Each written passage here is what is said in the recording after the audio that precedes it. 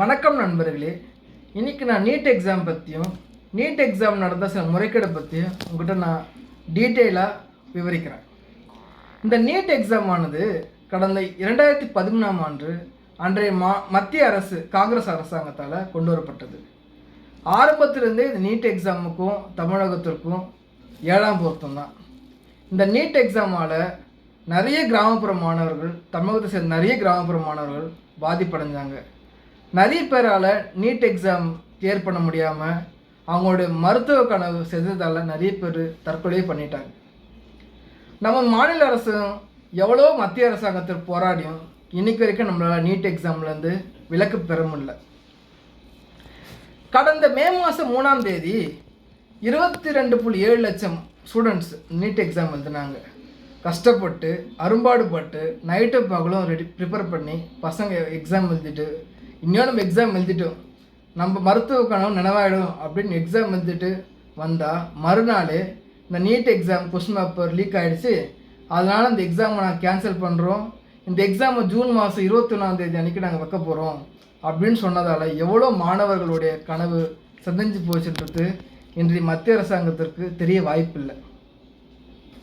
இந்த NEET exam முறைகேடு தொடர்பாக மே மாதம் 18ஆம் தேதி சிவராஜ் என்ற ஒரு ஆளை புனேவில் சிபிஐ அரெஸ்ட் பண்ணுறாங்க.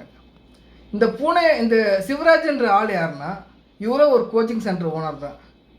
இவர்கிட்ட ஒரு 40,000 பசங்க படிக்கிறாங்க. ஒவ்வொரு பசங்கிட்ட 50,000லேருந்து 65,000 வரைக்கும் கலெக்ட் பண்ணி கிட்டத்தட்ட 100 கோடி ரூபாய் இவர் வருமானம் சம்பாரிச்சிருக்காரு. எனக்கு என்ன தோணு வருதுன்னா, இந்த நீட் எக்ஸாமு சில கோச்சிங் சென்டர் ஓனர் பணக்கார ஆகிறதுக்காக தான் கொண்டு வந்திருப்பாங்கன்னு டவுட் எனக்கு இன்னைக்கு வரைக்கும் இருக்குது.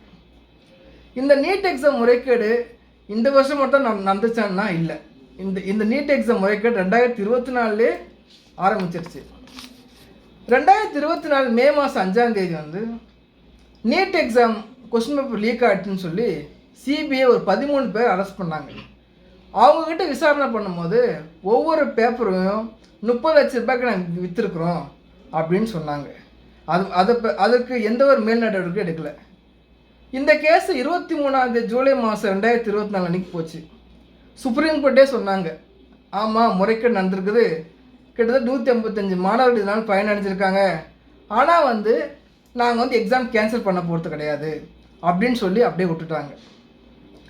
இந்த 2024 என்ன அதிசயம் ஆயிடுச்சுன்னா, கிட்டத்தட்ட நிறைய மாணவர்கள், அதாவது 720க்கு 718 719 அப்படின்னு நிறைய மாணவர்கள் வாங்கியிருக்காங்க.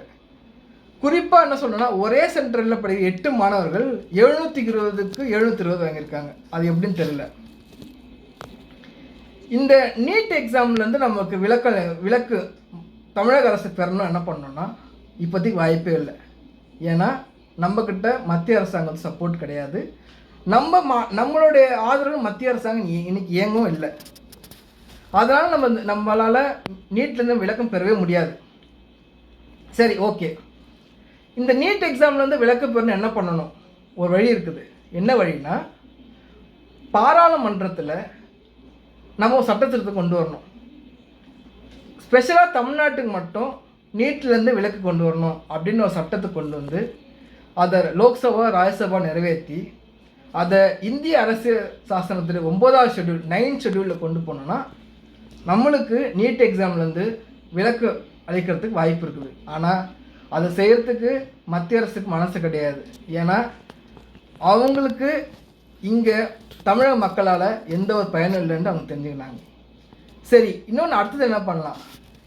அடுத்தது என்ன வழி இருக்குது? இன்னொரு வழி இருக்குது. என்னென்னா, இந்த எஜுகேஷன் சிஸ்டம்ன்றது கன்கரண்ட் லிஸ்ட் இருக்குது. அந்த கன்கரண்ட் லிஸ்ட்லேருந்து நம்ம எஜுகேஷன் சிஸ்டத்தை ஸ்டேட் லிஸ்ட்டு கொண்டு போனால் நம்ம முடிவு எடுக்கிறது தான் ஃபைனல்.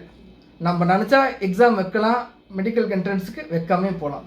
அது வாய்ப்பு இருக்குது. சரி, உங்களுக்கு ஒன்று தோணலாம், இந்த எஜுகேஷன் சிஸ்டம் ஆரம்பத்துலேருந்து கன்கரண்ட் லிஸ்ட்டாக இருந்துச்சா அப்படி டவுட் வரலாம். ஆனால் 1947லேருந்து 1977 வரைக்கும் எஜுகேஷன் சிஸ்டம் ஸ்டேட் சப்ஜெக்டாக இருந்துச்சு.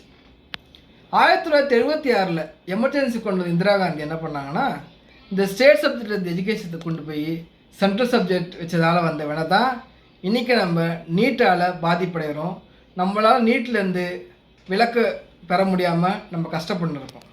சரி, 1976 எஜுகேஷன் சிஸ்டத்தை கன்கரண்ட் லிஸ்ட் கொண்டு போனாங்களே, அன்றையிலிருந்து கிட்டத்தட்ட 2014 வரைக்கும் நிறைய நம்மளுடைய மாநில கட்சிகள் மத்திய அரசாங்கத்தில் அமைச்சரவையில் பங்கு பெற்றிருந்தாங்க.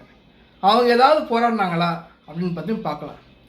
1976 ஸ்டேட் சப்ஜெக்ட்லேருந்து கன்கரண்ட் லிஸ்ட்டுக்கு எஜுகேஷன் சிஸ்டம் கொண்டு போனாங்க. ஆனால் 1980 காங்கிரஸோட திமுக கூட்டணி வச்சு கிட்டத்தட்ட 37 சீட்டு 37 சீட் ஜெயிச்சு மத்தியில் மிகப்பெரிய கூட்டணி அமைச்சார் அன்றைய திமுக தலைவர் கருணாநிதி. அவர் நினச்சிருந்தா 1980 நம்ம எஜுகேஷன் சிஸ்டத்தை ஸ்டேட் சப்ஜெக்ட் கொண்டு வந்திருக்கலாம். அதுவும் மிஸ் பண்ணிட்டார். 1989 அன்றைய பிரதமர் விபி சிங்க்கு நம்ம திமுக மிகப்பெரிய சப்போர்ட் பண்ணாங்க. அன்றைய பிரதமர் விபி சிங்கே சொன்னார், என்னுடைய ஆறுயிர் நண்பர் கலைஞர் கருணாநிதின்ட்டு. அந்த நட்பை பயன்படுத்தி நம்ம திமுக தலைவரும் அன்றைய முதல்வரும் கருணாநிதி நினச்சிருந்தா இந்த எஜுகேஷன் சிஸ்டத்தை மறுபடியும் ஸ்டேட் சப்ஜெக்டுக்கு கொண்டு வந்திருக்கலாம். அதையும் மிஸ் பண்ணிட்டார். பிறகு 1998 திரு ஐக்கிய குஜராத் மந்திரி சபையில் திமுக இருந்தாங்க. அப்பொழுதும் அவங்க இதுக்காக போராடலை, இதுக்காக அவங்கக்கிட்ட வாதாடலை, தர்க்கம் பண்ணலை. பிறகு 1999 வாஜ்பாய் அரசாங்கத்தில் இவங்க பங்கு பெற்றாங்க.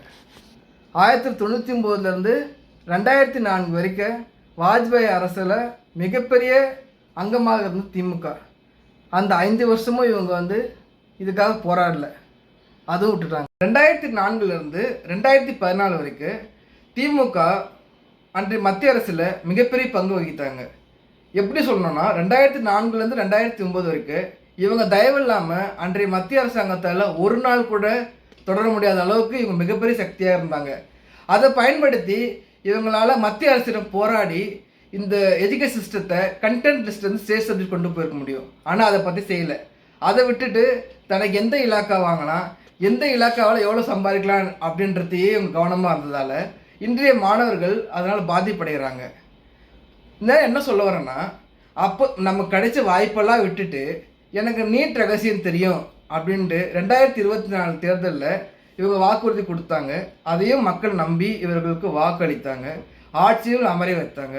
5 ஆண்டு காலம் இவர்களுக்கு நிறைவான ஆட்சி கொடுத்தாங்க.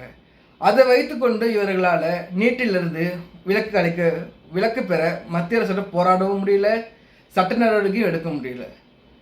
அதெல்லாம் விட்டுட்டு இன்றைய தினம் எதிர்க்கட்சி தலைவர் அவர்கள் இன்றைய முதல்வரை பார்த்து நீங்கள் நீட்டு விலக்கு தொடர்பாக மத்திய அரசிடம் போராட வேண்டும், சட்ட நடவடிக்கை எடுக்க வேண்டும் அப்படின்னு சொன்னால் எப்படி முடியும்? அன்லெஸ் அதர்வைஸ் எஜுகேஷன் சிஸ்டத்தை கன்கரன்ஸ் லிஸ்ட்லேருந்து ஸ்டேட் சப்ஜெக்ட் கொண்டு வராத வரைக்கும் யாராலையும் நீட்டிலிருந்து விலக்கு அளிக்க பெற முடியாது. எனவே உருப்படியான ஏதாவது யோசனை இருந்தால் என் எதிர்க்கட்சி தலைவர் சொல்லணும். அதை விட்டுட்டு சாத்தியத்திற்கு பயன்படாத, அதற்கு நடைமுறைக்கு ஒத்து வராத யோசனைலாம் சொன்னால் என்ன அர்த்தம்? நமக்கு கிடைச்ச வாய்ப்பெல்லாம் நம்ம மிஸ் பண்ணிவிட்டு கடந்த 20 ஆண்டு காலம் திமுக மத்திய அரசில் மிகப்பெரிய அங்கம் வகித்தாங்க. அப்போதெல்லாம் இவங்கெல்லாம் போராடி நமக்கு கிடைச்ச வாய்ப்பை பயன்படுத்தி எஜுகேஷன் சிஸ்டத்தில் கண்டென்ட் லிஸ்ட் ஸ்டேட் சப்ஜெக்ட் கொண்டு போயிருந்தா இன்றைய மாணவர்கள் இவ்வளோ கஷ்டப்பட்டுருக்க மாட்டாங்க.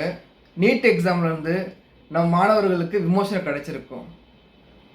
எனவே இனிமேலாவது மத்திய அரசில் பங்கு பெறும் கட்சிகள் மாநில உரிமைக்காக போராடி நமக்கு என்னென்ன தேவையோ அதெல்லாம் மத்திய அரசிடம் கேட்டு பெற வேண்டும். தவிர நமக்கு, நம் குடும்பத்துக்கு, நம் கட்சிக்காரங்களுக்கு என்னென்ன பதவி வாங்கலாம், என்னென்ன பதவி வச்சு எவ்வளோ சம்பாதிக்கலாம் அப்படின்றத விட்டுட்டு மக்கள் நலனுக்காக நமக்கு கிடைக்கிற வாய்ப்பை பயன்படுத்தினா